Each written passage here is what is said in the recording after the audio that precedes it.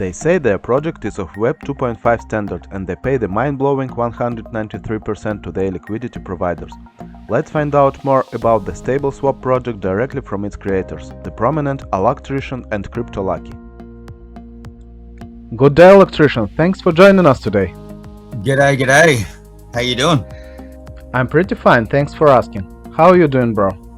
Oh, fantastic, actually, fantastic. Super busy, but yeah, feeling great. That's fantastic, man. Crypto Lucky's just popped in as well, so he's there now. Can you hear us, brother? Yeah, I can hear you. There you go. Welcome to the show, Crypto Lucky. Glad to have you here. Electrician, will you give us a sneak peek to the electricity world? Yeah.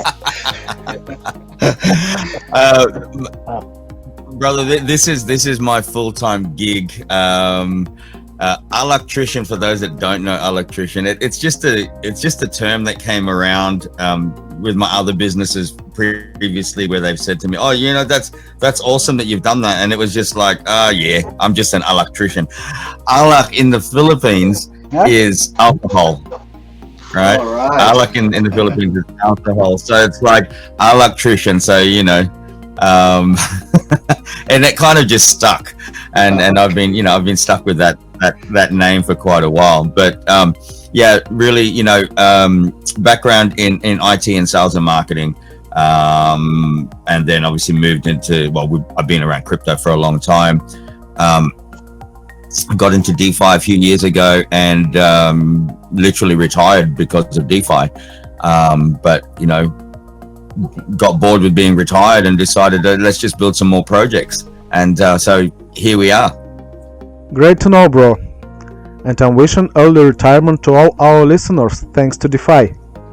Okay. That's it. And Crypto Lucky, I'm not going to grill you too much about your nickname. It's pretty straightforward, just lucky in the crypto. He's got an interesting background. All right. So Yes. Yeah, I've been in crypto for quite a few years. Exposed in 2011, and then I got into the mining around 2016, 2017, and then we started building smart contracts. So ever since then, you get addicted, and you realize that there's real opportunity in the space, and so that's what we've been doing since. Is trying to spread the word about crypto, and blockchain, how it's affecting our lives, and how people could really change their lives through simple DeFi protocols. Of course, as we all experience, there's many questionable ones out there, so we have to all be careful. But once we find something that works, it's kind of our obligation is to spread that, right, and get people more knowledgeable about those protocols. So I'm really happy to be on this, to meet all of you guys on this group. We're really excited to be a part of it and support it any way we can. Thank you very much for coming. Yeah, from me too. I second that. Thank you for having us on here. pleasure is all mine. Now, will you guys provide us some overview of the StableSwap project itself? Okay, Lucky, you want that one? Yeah. Basically, I guess to really get into the system, to fully understand it, we need to fully understand what the main utility is. The important thing to remember here is that it's not what we're used to in the crypto space and the DeFi space, where tokens are created and we try to find utility for it. This is kind of in reverse. We have a real life brick and mortar business that is supporting the crypto side, right? So for example, if you were to go to any country and you want to exchange your US dollars for whatever country, say Japanese yen, right? Or here in the Philippines, it would be Philippine pesos. So you go to a currency exchange and you want to change that money, you want to exchange that money. So you would give your US dollars and they would give you their local currency of pesos. So with that exchange, there is kind of a spread, a difference in the price, in the foreign exchange price, and there's also a fee involved. And in order for that currency exchange place or store, if you want to call it, they need to have pesos ready to give you, and vice versa. If you would like to buy US dollars, they would need US dollars ready to give you when you give them your pesos. Exactly the same thing here on the crypto side. So there are what we call over-the-counter solutions. So you are able to convert your fiat currency, which in this case is Philippine peso, and you would be able to buy crypto, USDT, BTC, Ethereum, and these exchanges here need what's called liquidity. And so the more liquidity there is in these OTC exchanges, the more resources they have, the more leverage they have. Prices are a little better. They're able to trade a little faster, right? And accommodate more users. So that's the basic concept, and providing liquidity is what every exchange out there needs. Crypto.com, Binance, all the big ones, Coinbase. You ultimately need liquidity. If there's no liquidity, the price is either it gets affected, or the trades are slower. And I'm sure many of you know this already in the DeFi space, right? But I think it was just important to reiterate and kind of clarify that is the main function here. That's the main need, is liquidity. And here in the Philippines, there's a growing demand of liquidity that's needed for OTCs. There are a few exchanges. We're lucky to be in a country that is forward-thinking and forward-moving when it comes to the crypto space. And so now it opens up these opportunities. These OTC exchanges need to be licensed by the central bank and the government, SEC here locally, and the BSP, which is Central Bank of the Philippines. And that opens up now opportunities for us to get involved. Right, and that's ultimately what's happening here. All right. Bro, you want to add anything else? Yeah. No, I think you pretty much covered it there. Yeah. Yeah, absolutely. Most of our viewers are hungry for investment insights, and the liquidity pool, especially with that whooping 193% APR during the promo. What's behind the high APRs your project is serving up? How are we able to offer those high APRs? Yes. Absolutely, yes. I don't mind answering that as well. The example that I used earlier with the normal currency exchange, if you're going to exchange US dollars for another currency, say Philippine pesos, there is what's called a spread, so a difference in the price, and they also charge a fee. So those fees range from, say, 0.5% to 4% and up. So if you were to go to a Bitcoin ATM right now in the United States, and I did this as an example in our last stream, I just picked a random place. I chose Las Vegas, and I chose a Bitcoin ATM there. If you want to buy Bitcoin, it's going to cost you $5 as far as a fee, and they'll charge you 12 point something percent extra just for that convenience of being able to buy at that spot. And if you wanted to sell, they're going to charge you a little more, say about 14%. Now, here locally, the average cost is maybe around 9%, 9%, even less. They may say that it's cheaper as far as the percentage, maybe 0.5%, 1%, but they may charge you a fee on top of that. So those fees are now being shared. So imagine if you were to provide $100 liquidity of worth of USDT. The OTC would then take that $100 and kind of split that. So it would be ready to accept a user coming in. So say someone has pesos and they would like to buy that $100 worth of USDT, then they would give us their 5,500 pesos, and then in return the OTC will give them the $100 USDT. With that transaction, there's, say, for example, a 4% fee, okay? And that fee is now shared. But imagine, that's only one transaction. Now someone wants to come back and sell their USDT. So we would then give them the pesos, and then they would give us back their USDT. And that again is another, say, 4%. So imagine these transactions happening on a daily basis, multiple times a day, multiple times a month, multiple times a week, multiple times a day, and all they're getting is 3%, 5%, 4%, 3%. Like, so it depends again on the OTC, depends on the time, and again the fees that are charged for OTC. So so you're not it's money that's basically rolling, if you want to put it in a better way. Okay, right? And my question is, do you think that this APR would be sustainable over time? Would you have enough of the physical business to cover these APRs?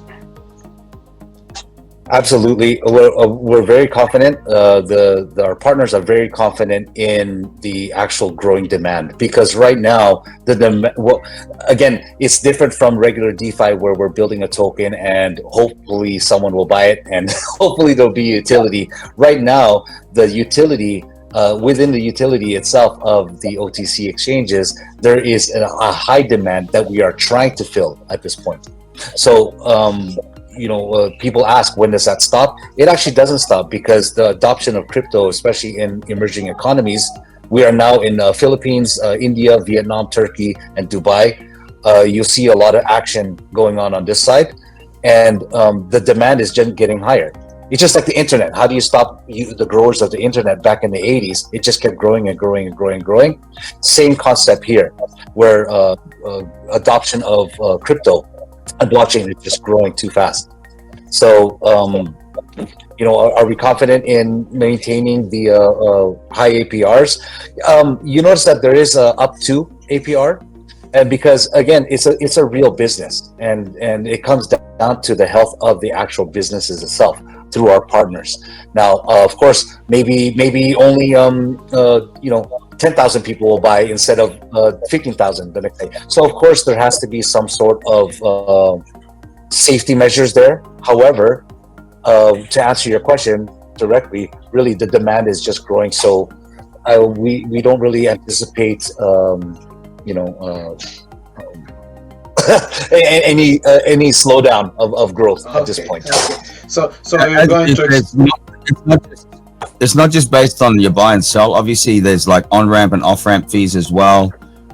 Local international remittance fees, which also goes through to the OTC system, peer-to-peer fees.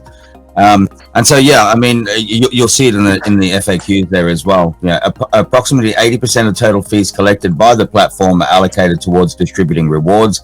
In addition to fees, the cost of referral rewards is subsidized through our marketing budget.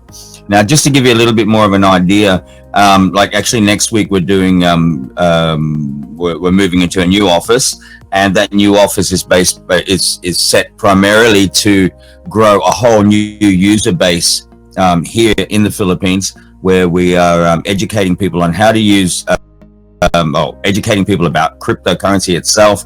And we're onboarding these people to be able to use like the OTC, teaching them how to use the OTC, and talking about real use cases for cryptocurrency.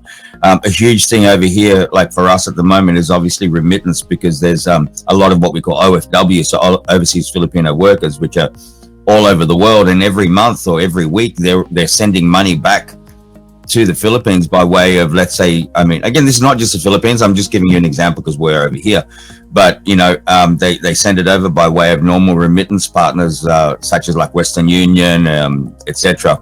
So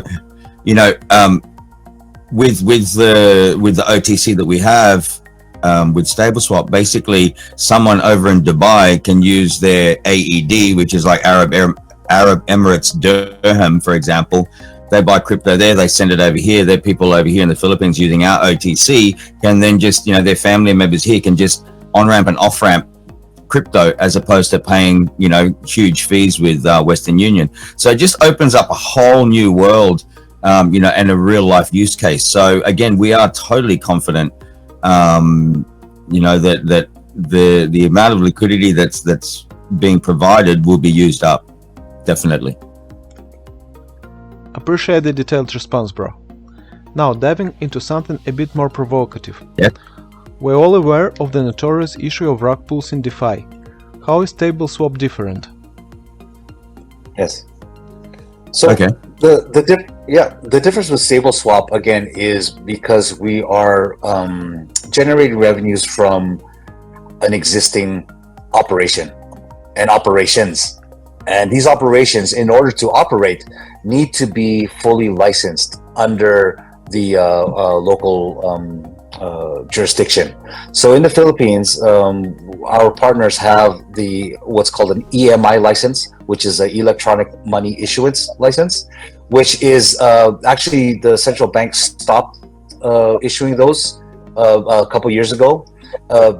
And actually they are starting to rescind certain licenses because of lack of technology and lack of compliance. So they also have a VASP custodial license, which means a virtual asset service provider license, which is very not easy to get, and especially the custodial part. What that means is they're able to hold crypto on behalf of their customers, and even ultimately create digital currencies or tokens. Now, with those two licenses alone, it's very difficult to stay compliant, and so it's first very difficult to obtain, and it's also challenging to keep. And so now these partners, our partners, are ultimately not willing to risk their licenses because it holds such high value, great value when it comes to the space. So this has been well planned out and thought about, for months on end, just to make the decision of doing it this way.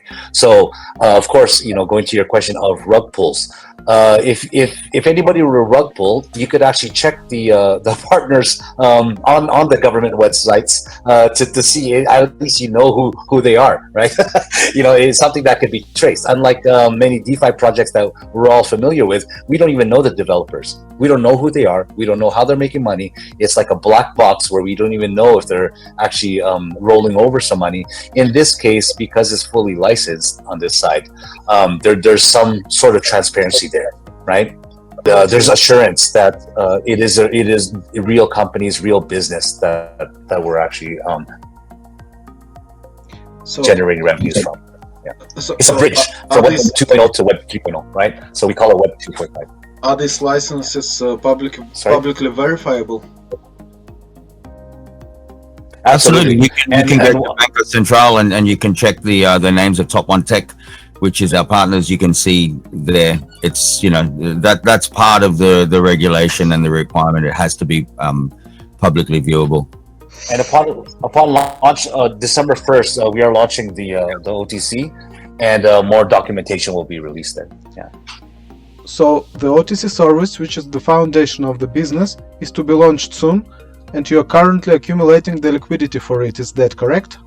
A big part of it is in preparation for. However, as I said earlier on about the partnerships that our partners already have, so they're filling a current demand. So of course they're saying, well, how can you be giving this high APR from day one at pre-launch when operations hasn't been there yet? Ultimately, there is operations, so they are using that as liquidity for their partners as well, and providing liquidity for the existing OTCs that are already live. So in this case, StableSwap will have their own OTC, but at this point in time, there are other OTCs that are needing liquidity as well. Okay. That are using the existing liquidity that's already provided to the system. So, beyond what we have covered, what challenges do you foresee for the project, and how do you plan to tackle them? Not really. I mean, again, our plan is very robust. It's we put a lot of work into this. We know the direction we're taking, and I mean, in reality, even if nobody else comes in right now, the system is still going to work regardless. This is zero ponzonomics in this. This is not the same as your other things where you're relying on people to provide liquidity for a platform where that liquidity is then used to pay out rewards. It's very different to what most of us are used to. So you're saying the system doesn't rely on newcomers' funds at all, right? Absolutely not. Yeah, that's exactly right. This is an opportunity. Again, we are filling a need.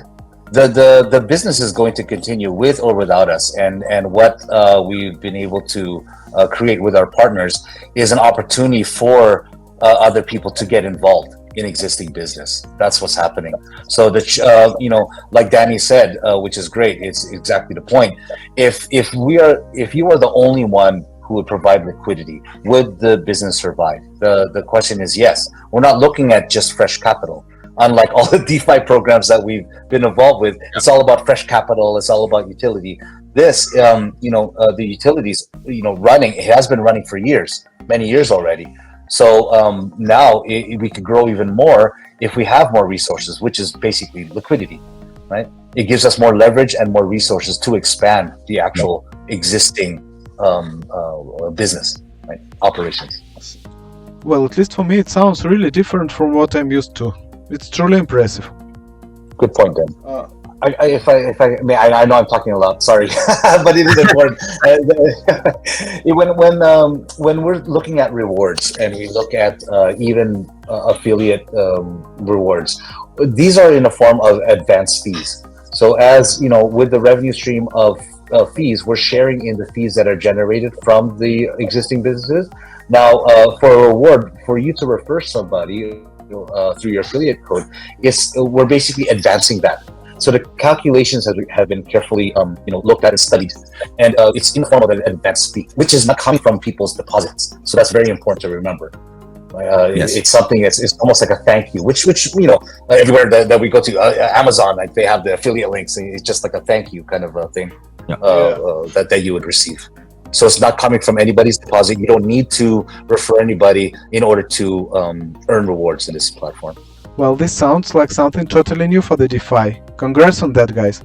Let's shift gears a bit. StableSwap seems immune to crypto price fluctuations, but with Binance dropping BUSD, do you anticipate any impact on investors?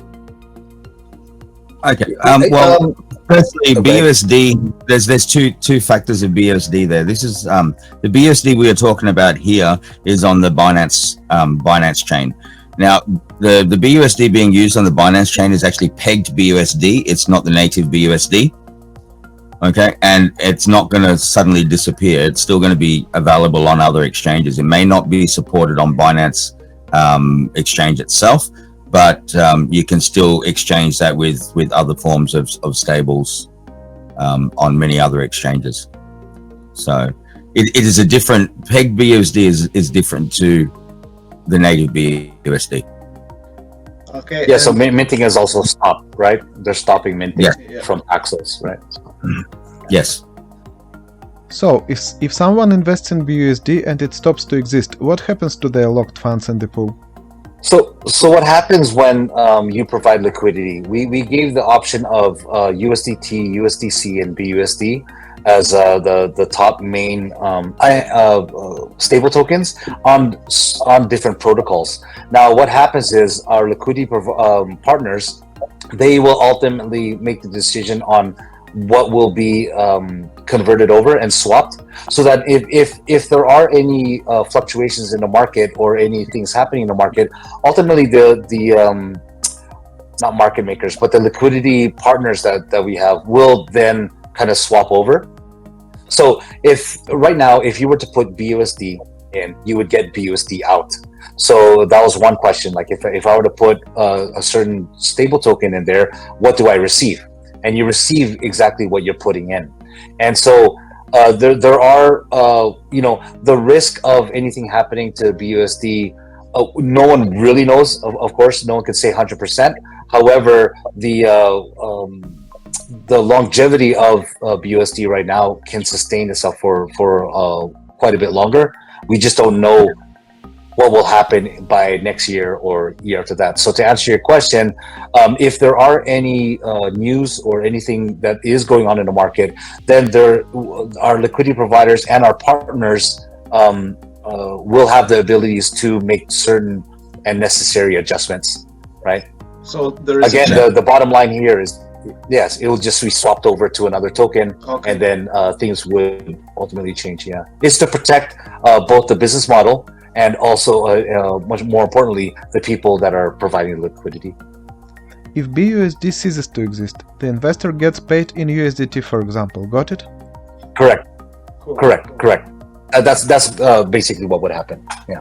That's a great warranty. Wrapping up with a fun one, my AI-generated profile pic.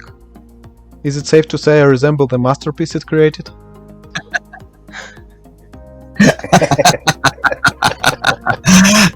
It's funny that comes up all the time. That I actually questioned that on day one as well.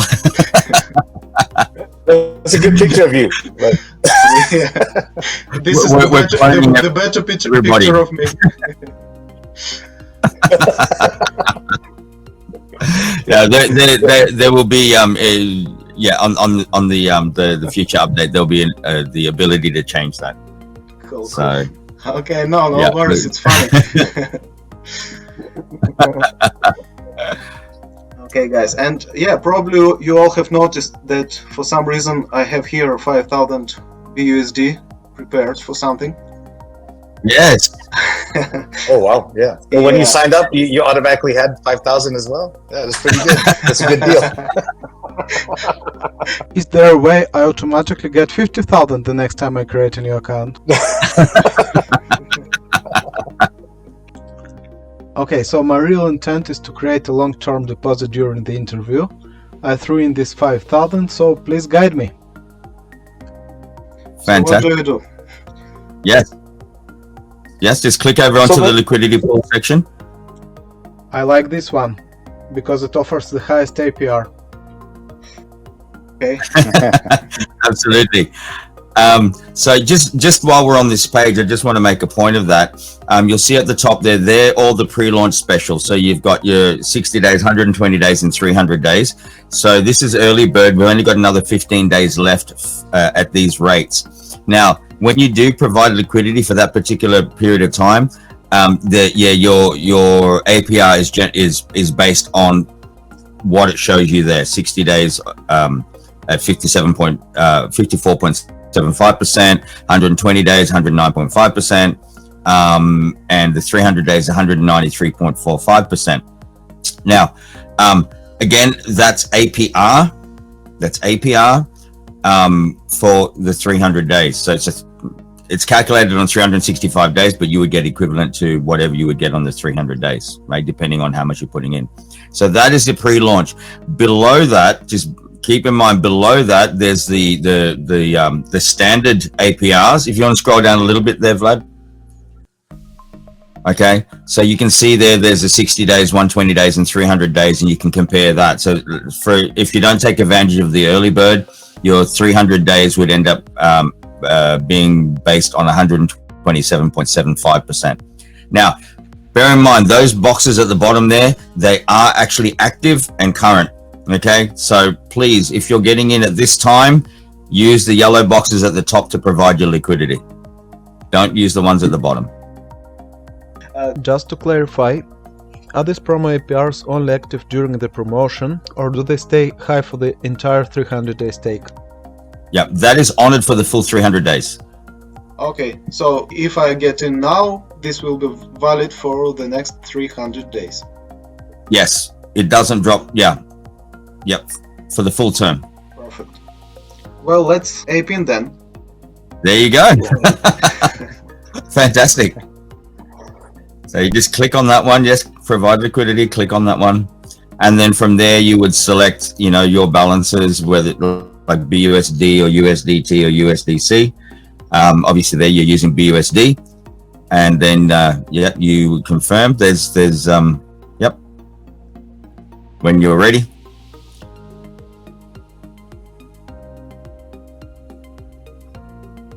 And confirm. So it's specified there, you're at 0.53% daily, which equates to the 193.45%.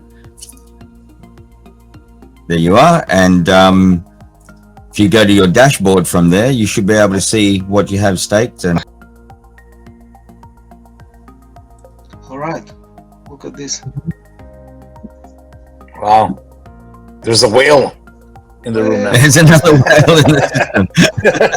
I wonder who that is. Congrats. Thanks. Congrats. Thank you guys. So it shows you there the term, the amount, the date it started, and you have 300 days left. Your rewards will appear after 24 hours. Great. Sounds great.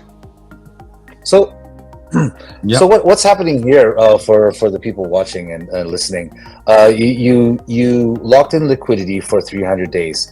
Now, for the next 300 days, you will be receiving the rewards. Those rewards you are free to withdraw those rewards. For example, $5,000 would be worth what is that? 26 50 a day. Now, and this could be alpha for you guys, everybody watching the stream. It used to be $50 minimum, but now if you notice when you clicked on provide liquidity, the minimum is now $25.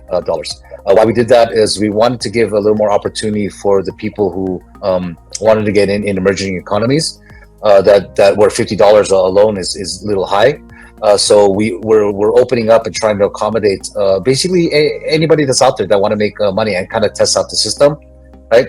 So for the next 300 days, you're going to be receiving those rewards. Those rewards you are free to either withdraw, or you can provide liquidity again. And once you provide liquidity tomorrow, say you make the $26 and then you want to provide liquidity for $26, you are able to do that. And then at the bottom, you would see the first original stake of 5,000 at 299 days, and then a new stake for 300 days for $26.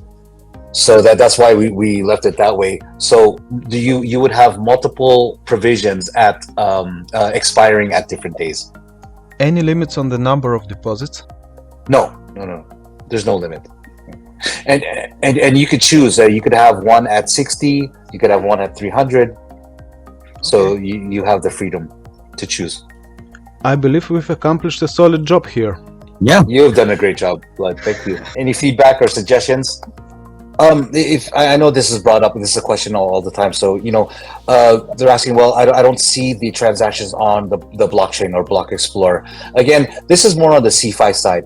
This is real business with real utility, and it is kind of a little more centralized. So it's a mix of course, when you make deposits, withdrawals, you could see those transactions on the Block Explorer, but the actual system and the way the utility is the liquidity is being used and run, that's on the CeFi side. So of course, there are partners and agreements being set on the real world, kind of, if we want to say, but so those things obviously you can't see. However, be rest assured, these partners and companies are licensed, so that gives us some reassurance. It helps us kind of sleep better at night.